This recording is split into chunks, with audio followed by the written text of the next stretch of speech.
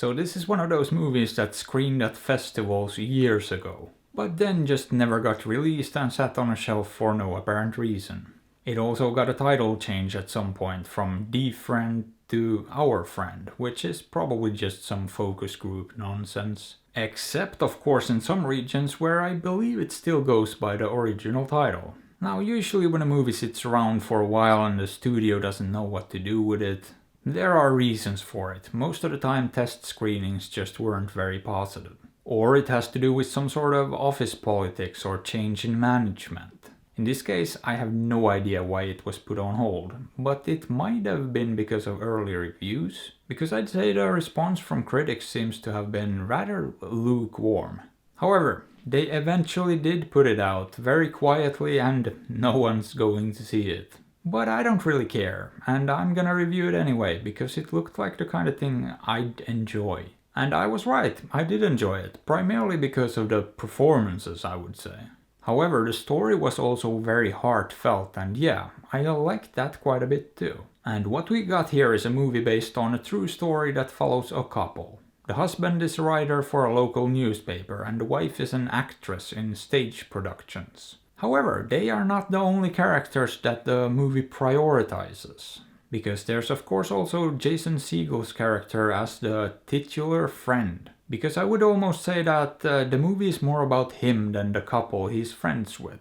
But without giving too much away here, the story follows these three as the couple goes through some real rough times. And the friend character is always just there, supporting and honestly being a better friend than pretty much anyone deserves. And if there's one thing Jason Segel does well, it's play the best friend to perfection.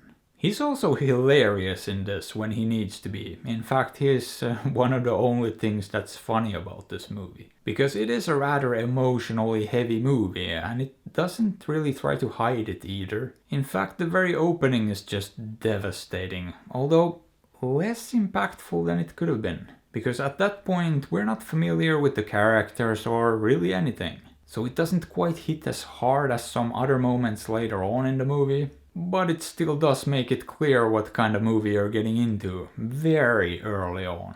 And as I hinted at, all three main performances here were just really good all around. They really sell you on the characters and the situations they're in, which I pretty much did expect from all three of them, including Casey Affleck and Dakota Johnson. Now as far as the more technical side of things go, I don't really have any major complaints. The movie looks fine, the pacing is okay, although I think it could have been probably tighter. And even the structure I feel works, although it keeps jumping around in the timeline constantly. And I'm not entirely sure what purpose that really serves, instead of just doing it in chronological order. But on the other hand, it was still easy to follow and it didn't really bother me. So I guess it's fine, which is more or less my impression of the movie as a whole too. I didn't really have any major issues with it, and at times it could even be very impactful. So I guess it did what it was supposed to, and I enjoyed it, and I'm inclined to give this a